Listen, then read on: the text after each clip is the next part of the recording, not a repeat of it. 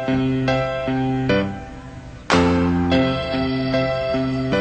everyone, I hope you're doing well today. I hope you have your makeup brushes ready because we are going to be working on the reverse smoky eye technique. I'm actually going to be doing a modified technique, and this is going to be geared towards creating a dramatic kind of smoky under eye with sort of a neutral top eye. I'm going to be using the Dior Grege palette number 734. It looks like this. But as always, if you have colors that are similar in your collection, please trade them out if that's what works for you. But basically, we're just going for the overall look. Now, this tutorial is going to be geared towards someone who may have monolids, or if you have droopy eyes, maybe you find that your eye folds or whatever are slowly starting to migrate over your eyes with age, or maybe it's hereditary where you just have thick lids or hooded lids. So that's what I have, and I have found this technique works wonders to just detract attention from the thickness of my upper lid and draw more attention to the lower parts of my eyes, which are also another great feature if you know how to play them up properly. So I'm going to go ahead and get right into it. I'm going to take and I'm going to sweep the center color, which you can see it's almost like a very light peachy rosy taupe color. Something very similar to that color is the taupe shade by you can get it at Sally's. They're the little Sally Girl eyeshadow singles, but just any kind of shade that looks similar to this will work. I believe this is pretty much a universal shade. It's also very similar to Steel is Kitten, only it's darker and less shimmery. So all I'm going to do is I'm going to pat this color all over my lower lid and just past my crease. And of course you can prime your lids if you decide you want to, but I find that especially with the Dior shadows, this will stay on me all day without having to prime it. Alright, so that is just basically going to darken up and give me just a little bit of color on my lower lid. It pretty much doesn't look like much on camera right now, but this is just basically laying down the groundwork for some other work that we're going to be doing. Okay, so the next step, we're going to be going into this sort of burgundy shade right here. You can see it looks kind of like this. It's almost like a plummy burgundy brownish color. And I'm going to actually be taking this and I'm going to be using my Kirkland Signature, which I get from Costco. They come out around the holidays, but this is a blending brush by them. And I'm going to use that, and I'm just going to take that burgundy shade and dip into that. And I'm just lightly going to pat it just above my crease, only because I personally have a hooded lid, so I do have to create a faux crease. But if you do not have that issue, then you're just going to apply this color straight to your crease. Now the whole purpose is not to go super heavy on the upper eyes, because we are going to be doing most of our work on the lower part of our eye, and we don't want to make it look like we have black eyes all around. So all this is to just kind of, this is going to be the point where the two shades tie together. Not windshield wiper in it, I'm just kind of patting it on there to lay the color down. And periodically I'm looking down, but you're going to want to kind of look up and check to see that both sides of your eyes are visibly even when you're doing this. Okay, so I'm just going to flip my brush around to the clean side and I'm just going to blend this out and make sure everything is nice and blended. Alright, next I'm going to grab my MAC 228 brush. It looks like this. It's a very small tip. It's really great for doing pinpointed work and getting into kind of like the corners of your eyes. And a very common technique that I use in my tutorials is envisioning that I'm putting a tiny little pea-sized ball in the corner of my eye, and that helps me evenly build the color in the absence of a clearly defined crease, which I do not have. You can already see how nicely that's starting to define the outer parts of my eyes as well. Alright, now just taking the tip end of the brush, just like this, I'm going to kind of be stamping it, and I'm just going to lightly stamp a little bit of that gray just close to my lash line along the top. Very slightly. And that's just going to add a little bit of definition because we aren't going to be using a heavy liner or anything like that on the upper eyes. Alright, now this is where we get to have some fun on the lower lash line. So you're going to take your 228 brush still, you're going to load it up with your gray shade, and you're basically just going to start at the outer corner where we made that little definition and sweeping, kind of like you're stamping from the top, just extended past the end of your eye right here. We're going to take it and we're basically going to strike it downward just like this. And we're going to continue with that color. Now you'll notice on your eye when you look down or up, usually people have sort of like a natural crease, just a very fine crease like right here in their eye, and that is what we're going to be working off of. You're going to want to follow and cover that portion of the crease of your eye. Now when you do this, you're going to kind of take your brush like this, and you're going to pivot it. So you're going to have a wide end brush, and you're going to narrow it to the light side. So it's like you're stamping it with the wide part, but you're going to pivot the brush and switch to the flat edge. And that'll help you really make sort of like a reverse tapered triangle shape as you're shading your under eye area.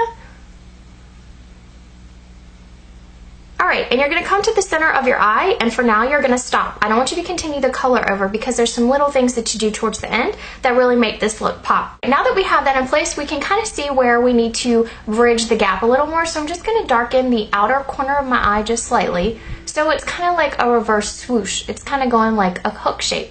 So it's going to go just like that. Swoop around that corner and blend those two together so there's a nice transition between the two. Alright, now you're going to want to clean your brush or grab another brush. For me, I like still using my 228, so quite frankly, I'm just wiping it off on a little towel on my shorts right here so I can take care of that. Now what I'm going to do is I'm going to go for this lighter white shade. It's almost like just a pearlescent bright highlight white shade.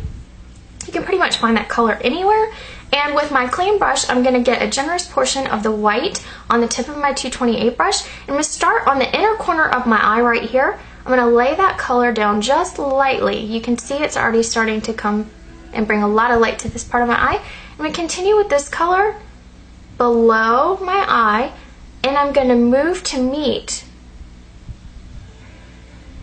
with the gray shade from this portion of my eye over.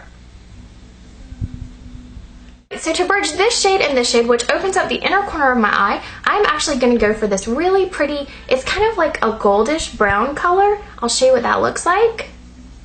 It's on this finger, if it'll focus. It's almost like a pantyhose color, if I can explain it that way. Again, I'm just going to wipe off my 228 brush, and I'm going to take that really pretty gold shade, and I'm going to use that. And instead of coming up at an angle on my eye, I'm actually just going to kind of strike it across almost like a straight streak, because what that's going to do is it's going to flatten out the smoky look and blend those two shades together and warm them up. So instead of coming like straight up and around, I'm just kind of, like I said, I'm just striking it across just slightly without coming all the way up.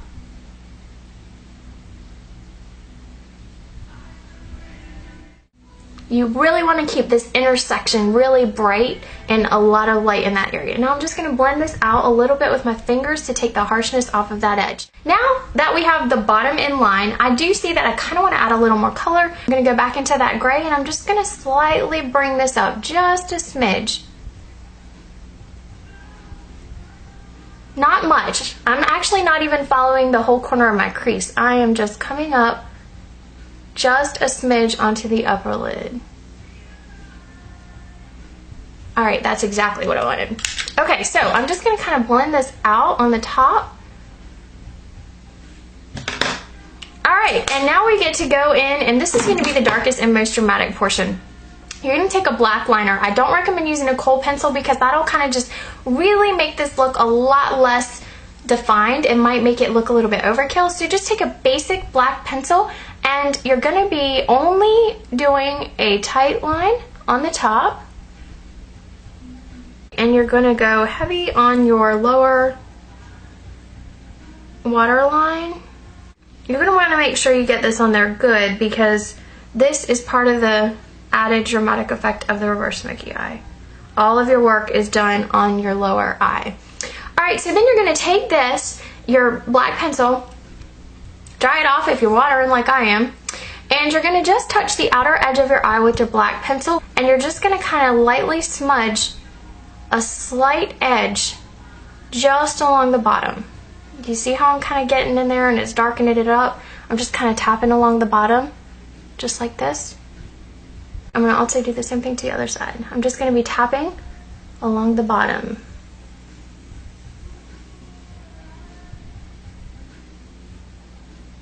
Just lightly building the color as I go. Now it looks like all kinds of crazy right now and dark, but that's why we're going to blend it.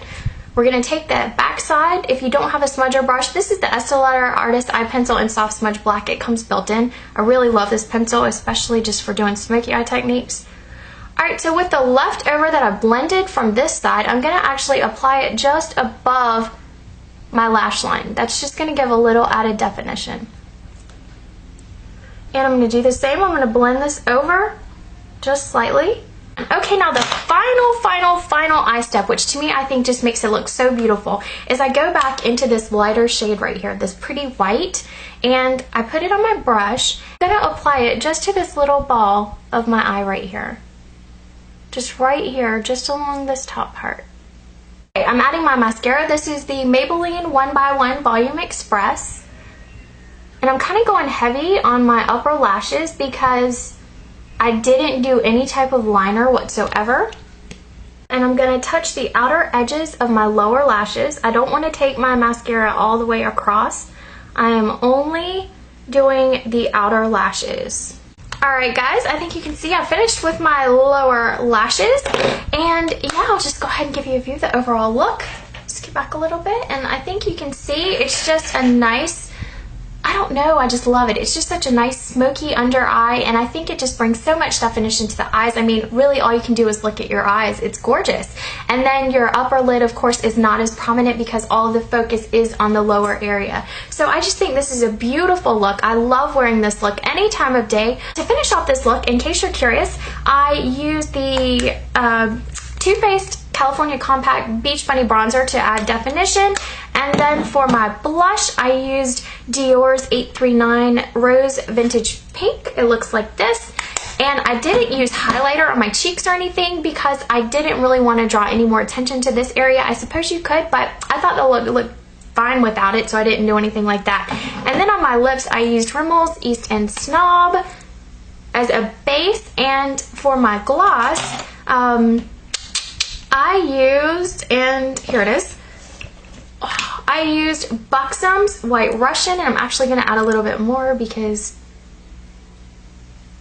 I started with gloss and it kind of rubbed off a little bit. So that's it. Yeah, that's the finished look. Again, hopefully my tutorials are getting a little bit shorter and I'm trying to get through them a little bit faster, but I really like to take the time to show you what I'm doing and to explain why I do it, so hopefully you can grasp the concepts a little bit better. So anyhow, yeah, I hope you guys like the look. I hope you'll try it out. If you do, I'd love it if you tweet me a picture of your finished look. I'll insert my Twitter name and link below. And yeah, just make sure you tweet at @thisisrachel. Let me see how your look turned out. I hope you guys have a fantastic day or night while you're watching this, and I'll see you in my next video. Bye!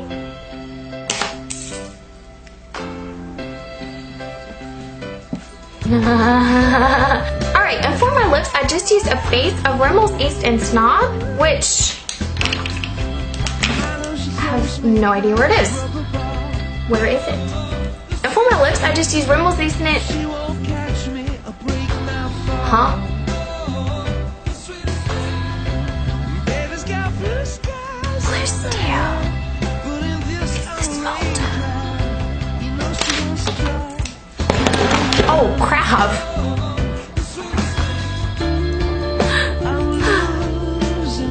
This is not my day. This is not my day. I'm gonna get through this. I'm gonna get through this.